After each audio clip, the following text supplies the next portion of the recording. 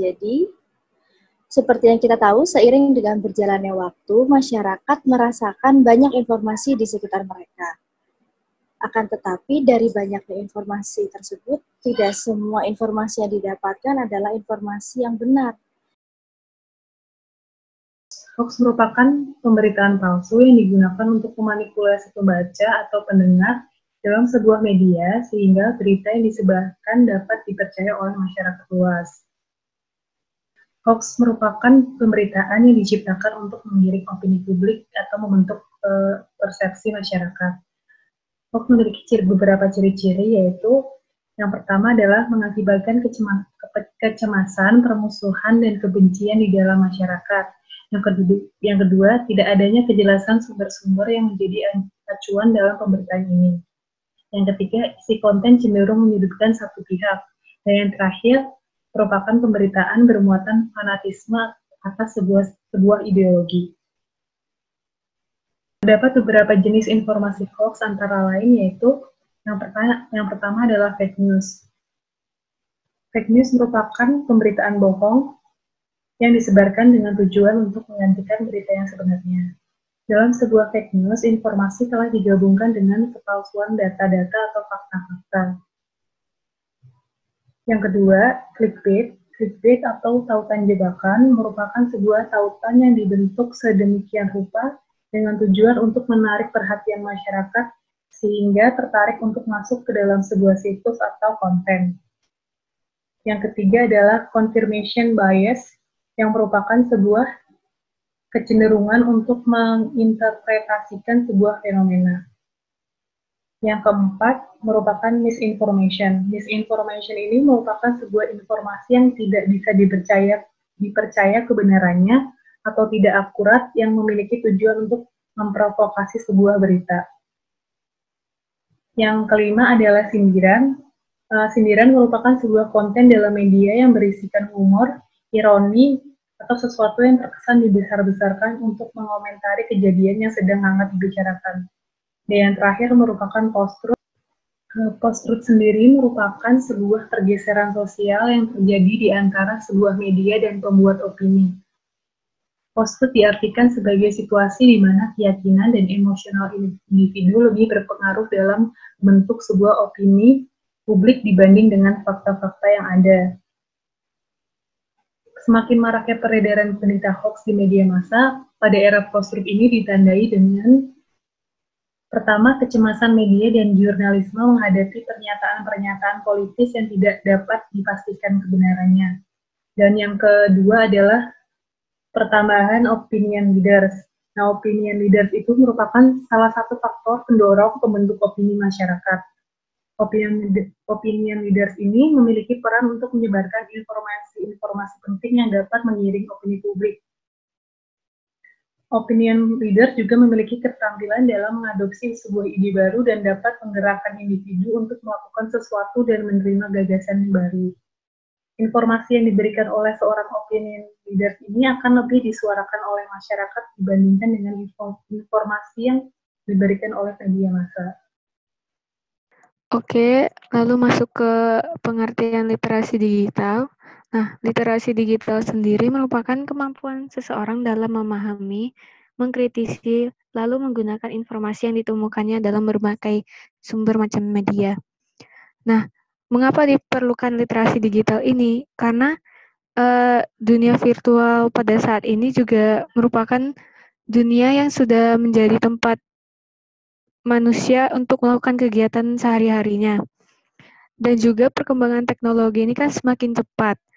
Jadi, setiap orang itu membutuhkan pemahaman terkait cara menggunakan dan memanfaatkannya, sehingga bukan teknologi yang mengendalikan manusia, melainkan manusia yang mengendalikan teknologi tersebut.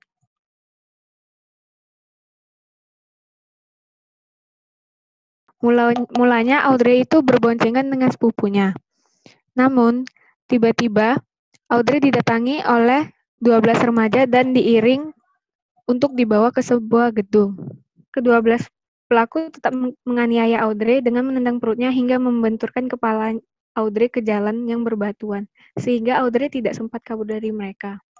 Bahkan Tribun Style juga mengatakan bahwa alat kelamin Audrey ditusuk-tusuk sehingga menimbulkan luka yang berat pada organ vitalnya. Tidak hanya pemberitaan online, Audrey sendiri dalam media sosialnya sering mengunggah status-status yang menunjukkan bahwa dirinya adalah korban bullying. Warga yang menerima informasi tersebut merasa geram. Bahkan masyarakat juga sempat menegakkan keadilan untuk Audrey dengan membuat petisi online dan tagar Justice for Audrey. Ditemukan kejanggalan atas pernyataan bahwa Audrey dikeroyok oleh 12 orang sekaligus. Pada kenyataannya, tersangka yang melakukan tindak kekerasan tersebut hanya ada 3 orang. Dan pelaku juga tidak mengeroyok Audrey, melainkan melakukan kekerasan tersebut secara bergilir. Selain itu, berita bahwa alat vital Audrey yang mengalami luka parah akibat tusukan-tusukan yang dilakukan pelaku itu juga tidak benar. Menteri Pendidikan dan Kebudayaan Muhadjir menjelaskan bahwa Audrey sama sekali tidak mengalami luka robek pada bagian organ tubuhnya, seperti informasi yang disebarkan melalui media sosial.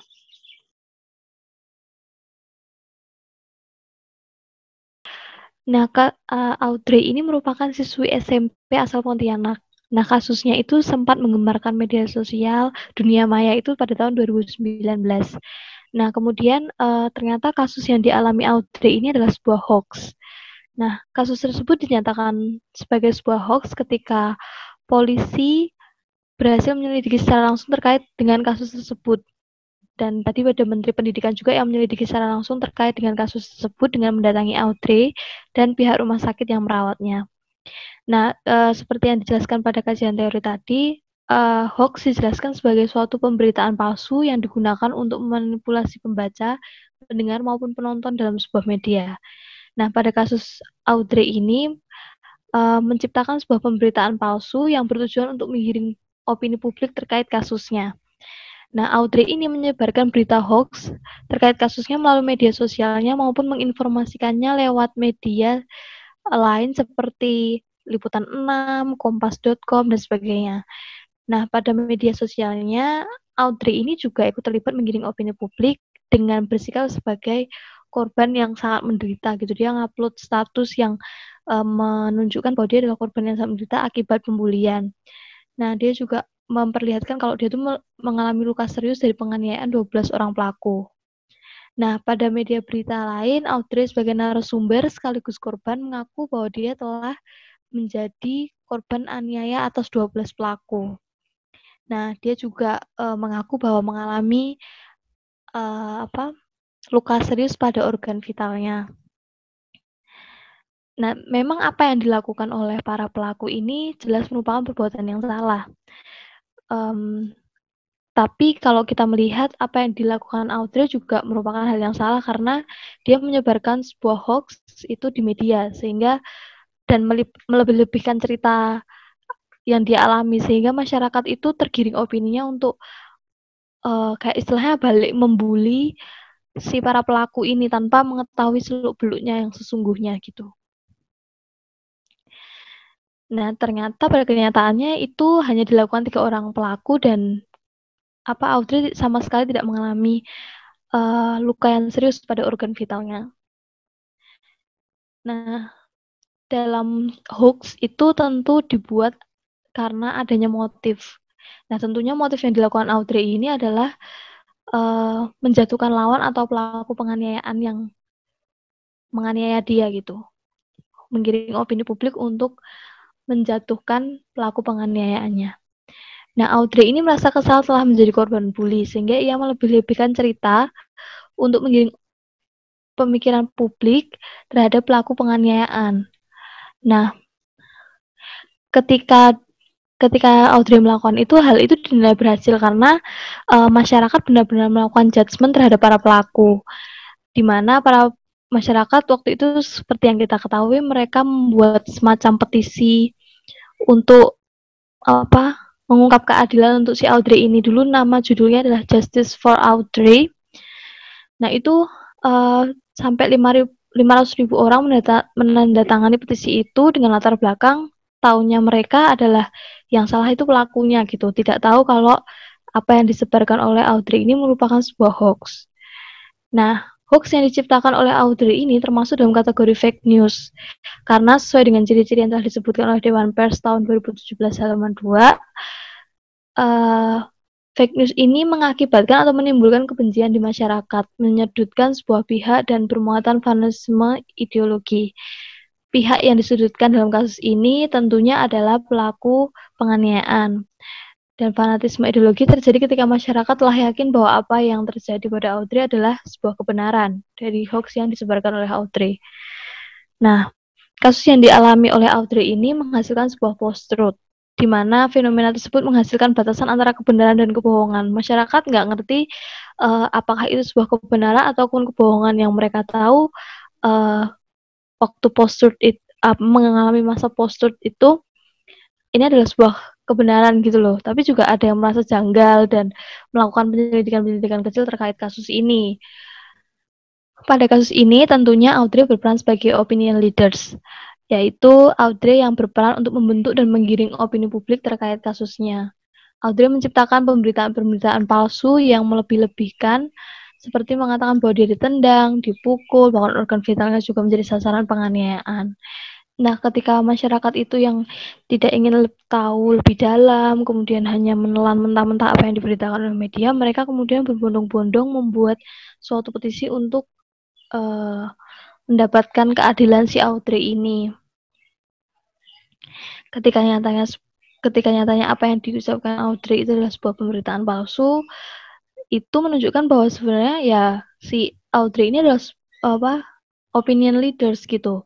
Opinion leaders yang lebih didengarkan masyarakat. Ketika dia curhat, dia dianiaya dan segala macam, itu yang lebih didengarkan masyarakat loh. Masyarakat benar-benar mentah-mentah ngambil apa yang dikatakan dia dan langsung tersulut emosinya, membentuk petisi dan sebagainya. Nah, sebenarnya apa yang dialami oleh masyarakat ketika mereka termakan hoax itu bisa nggak terjadi kalau masyarakat itu mau teliti mencari kebenaran-kebenaran terkait informasi yang diberikan media gitu. Nah, menurut Bowden dalam Colte tahun 2011, kemampuan seperti internet searching, knowledge assembly, content evaluation itu dibutuhkan oleh masyarakat. Literasi digital itu dibutuhkan masyarakat ketika mereka nggak hanya bisa sekedar mencari atau mendapatkan sebuah berita, tapi juga mencari kebenaran-kebenaran terkait berita tersebut. Apakah itu hoax, apakah itu kenyataannya gitu loh. Karena kan sekarang ya semakin mudah, teknologi itu semakin mudah. Kita bisa mencari tahu mungkin lewat Twitter atau Instagram yang kita bisa cari informasi terkait berita yang disampaikan gitu. Nah, kemudian ada content evaluation. Itu masyarakat melakukan sebuah evaluasi terhadap informasi yang didapatkan dari media. Nah, mereka membaca, memahami, mencerna itu tuh perlu sebuah berita tuh perlu dibaca, dipahami, dicerna dengan baik, kemudian mencari informasi dari berita lain juga yang tentunya aktual. Gitu. Nah, jadi menghindarkan masyarakat itu termakan pemberitaan palsu atau hoax. Nah, sekarang ke kesimpulan. Pemberitaan oleh Audrey ini ternyata adalah sebuah hoax atau pemberitaan palsu. Nah, Audrey sebagai opinion leaders ini berhasil menggiring opini publik. Publik jadi percaya bahwa apa yang dia katakan itu benar dan dia itu korban bulian gitu. Nah, yaitu menunjukkan bagaimana efek opinion leaders itu ke masyarakat lewat media. Masyarakat dibuat percaya atas apa yang ia katakan, apa yang media katakan, media tulis, sehingga terjadi batasan apakah pemberitaan tersebut benar atau tidak gitu. Nah, kasus tersebut menjadi besar juga karena dilatar belakangi minimnya literasi digital di masyarakat, pemahaman masyarakat yang kurang terhadap suatu informasi, kemudian mereka banyak yang menelan mentah-mentah berita yang ditampilkan, jadinya membuat mereka kemungkinannya semakin besar untuk terkena hoax.